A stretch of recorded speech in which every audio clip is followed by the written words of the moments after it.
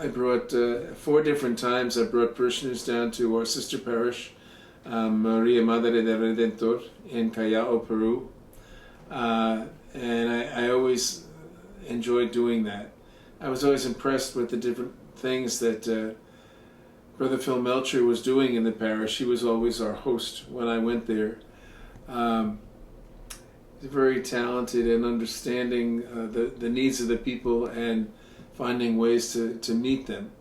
And then he would invite us to be part of that. I guess in the course of the 4 visits, I must have had about 12 to 15 parishioners come with me. Do you remember who they were? Well, Dick Horwit was one. Yeah. And he's still going. Yes, and Bill McEntee, another. And then we also had an interfaith homily prep group that I mentioned, and that was really terrific. A number of the Protestant ministers, even there's a Southern Baptist church, it's almost on the corner of Liberty and 32, and they would come. And the rabbi came, the local rabbi came. It was a very good exchange. Yeah. Now, how did that group work? Well, we just met once a month, and so the focus was really getting to know one another, so that we could work together on different projects.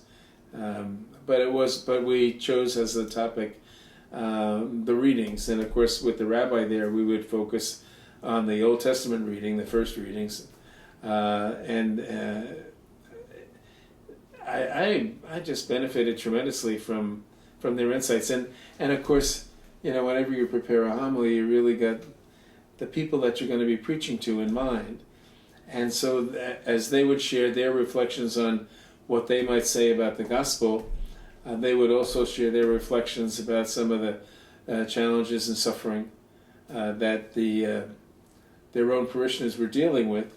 So you kind of get to understand all the people in the area, not just the Catholics that came to St. Joseph.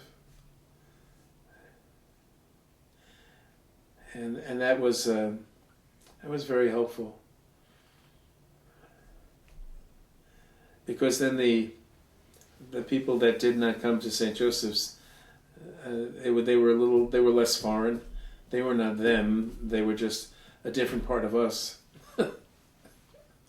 Yeah. And then we had a lot of, actually, the priests. Susan Adams was the music director when I was here. She was regularly getting us to sing the Eucharistic prayer. And so we had all these music practices, and she'd go over it and over it and over it, which was good. I mean, I enjoyed it very much. Yeah. And she kind of pushed us. I mean, if she hadn't done all that, I never would have bothered. I would not have done it on my own. Now, was this part of the Vatican II changes? Say it again, please. Was this part of the Vatican II changes? I guess you could say that. Yeah. We did have a more leeway back then, sacramentally. Like, for instance, once we had, and now we get in trouble with the Archbishop, we had a family reconciliation where the family came up and each member of the family shared their areas that they would normally say. They didn't say everything that they would say one-on-one with the priest, but and it was, I thought it was a good experience for the family, because it united them. The children saw their parents sharing faith in the context of looking for conversion. And I think children stay in the church today because of the religious faith of their parents. I mean, I don't think the parents can expect miracles if they just leave the child off at religious ed and hope that that's going to keep them going to church when they get to college. It has to be something in the family. And so we did try to set up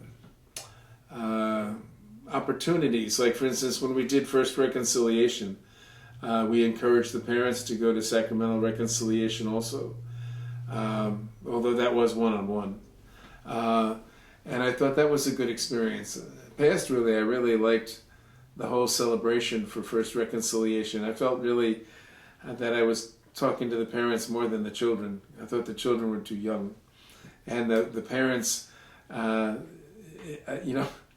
actually I would talk right to the children, but I really was speaking to the parents when I would say, now if you go to sacramental reconciliation and the priest shouts at you for something, you should just get up and walk out, because he doesn't understand what the sacrament is all about. And the parents were sitting there listening to this, and I think they were surprised that I said that, but I do believe that. Yeah.